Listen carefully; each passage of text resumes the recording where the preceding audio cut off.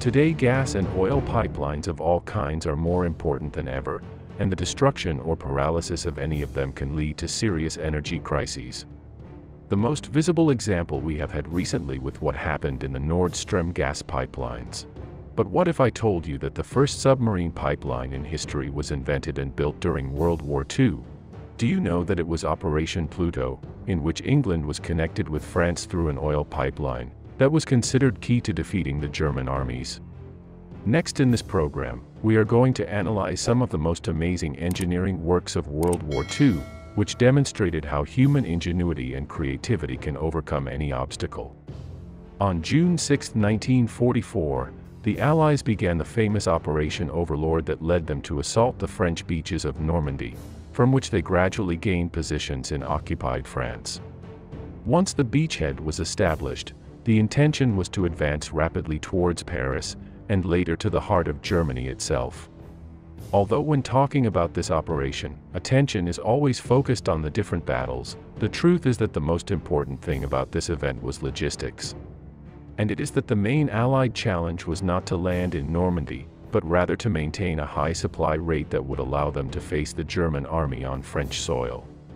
This problem increased when during the first days of the landing, the Allies could not leave the region and remained stuck in the area. That is why from mid-June we can speak of a slow battle of attrition, which would be won by the side whose flow of reinforcements and supplies was greater. It was at this point that a number of elements of engineering feats came into play that made the Allied victory possible.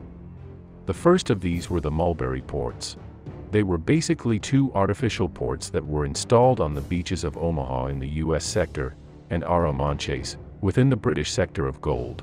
Although the artificial port that was being installed in Omaha was destroyed by a storm on June 19, the Arromanches port was operational during the rest of the war, until it was dismantled in March 1945. As all of you who have visited the area, the remains of these artificial ports are still on the beaches. These structures were very important, because the Allies were unable to secure an operational port until many weeks after the landing, and it was precisely through the Mulberry to Arromanches that much of the Allied supplies were unloaded during the first months of the war. The other key element that we are going to focus on today was the construction of a pipeline that allowed up to 650 million liters of fuel to be pumped from England to the north of France. This project was known as Operation Pluto, and began to develop in mid-1942, in anticipation of a future invasion of France. The idea was to supply France with fuel, oil, and other similar liquid elements, without having to use tankers. It was quickly seen that the best option was to lay an underwater oil pipeline that would run more than 100 kilometers from the south of England to Cherbourg. The problem was that something similar had never been done, much less with such a short time frame, since it had to be done as soon as possible once the landing had taken place. Recall that the British and American armies were highly motorized in 1944 and the number of gallons of fuel they required was colossal. As we have mentioned before, transporting all this fuel by sea was unfeasible, since it is estimated that more than 60% of the ships would have been needed just to transport the fuel, oils, and lubricant. This would prevent being able to use the ships to take the soldiers and their equipment to France, in addition to the inconvenience of causing a large maritime traffic that would collapse both the channel and the beaches, and the ports when disembarking. Finally, the tankers that transport fuel are a very attractive target for enemy aviation, but if this submarine pipeline could be built, all these millions of liters would be transported without the Germans noticing. Once the benefits that the Allies would obtain with this pipeline were clear, let's see how was the challenge they faced to be able to carry it out. One of the main debates was the type of pipe they should use.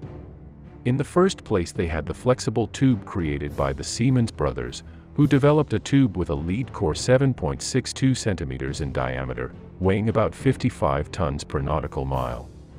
Although it was approved, they soon realized that lead was scarce and that if this project was to be carried out, it would be necessary to dismantle the roof of many houses and even the bells of the churches, so the British they chose to create an alternative with another type of less expensive material.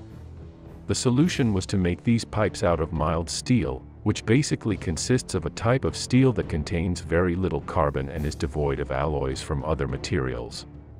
This makes the steel less brittle and more flexible, although of course it has other disadvantages. In any case, this material was less flexible than the tube of the Siemens brothers, and this meant that it was not going to be able to be transported on any ship, since it occupied a much larger diameter when rolled up. The solution was the so-called Conan drum. This consisted of a floating steel drum that would be towed by tugboats, where the steel coil would be wound. In total it had dimensions of 18 meters long by 12 in diameter.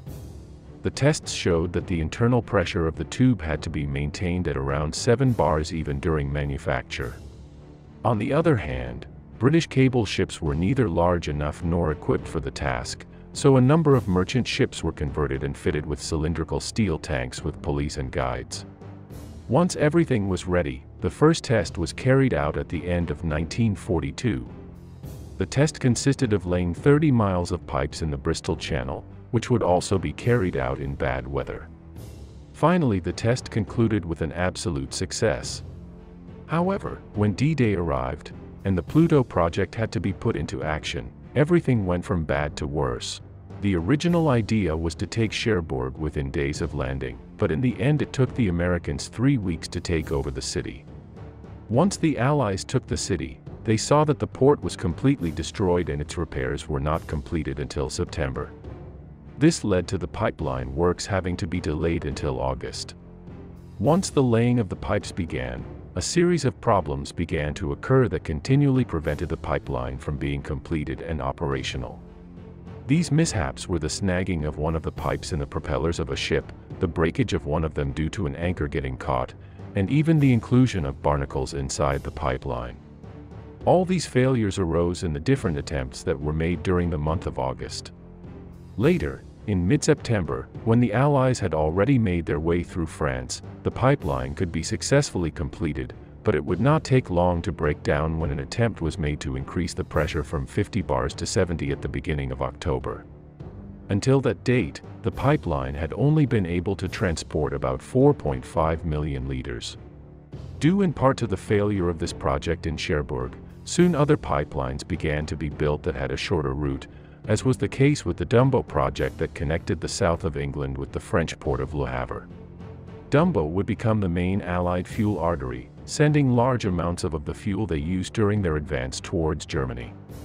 This was possible because as the Allies advanced into German territory, overland pipeline systems were built that stretched first to Antwerp, Eindhoven, and ultimately to Emmerich, right on the German border.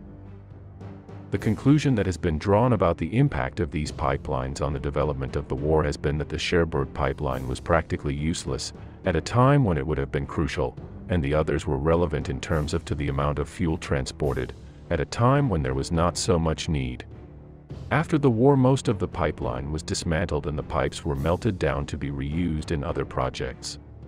It should be noted that the steel used for these pipes was flexible, but it corroded easily because it had very little carbon and lacked alloys to strengthen it. In any case, it was designed to be used for a short time. As is often the case when planning such an innovative project, it often can't be done properly and this kind of thing happens. On the other hand, the Allies benefited from practically no interruption of their maritime traffic by the Luftwaffe or the Kriegsmarine, which allowed them not to be greatly affected by the failure of these pipelines. And so far this curious program about something that emerged during World War II, and unfortunately is still so valid in today's economic wars. Thank you all for being a part of this community, and especially the sponsors who make this possible. Subscribe and share this program if you liked it, and see you in the next one. See you soon.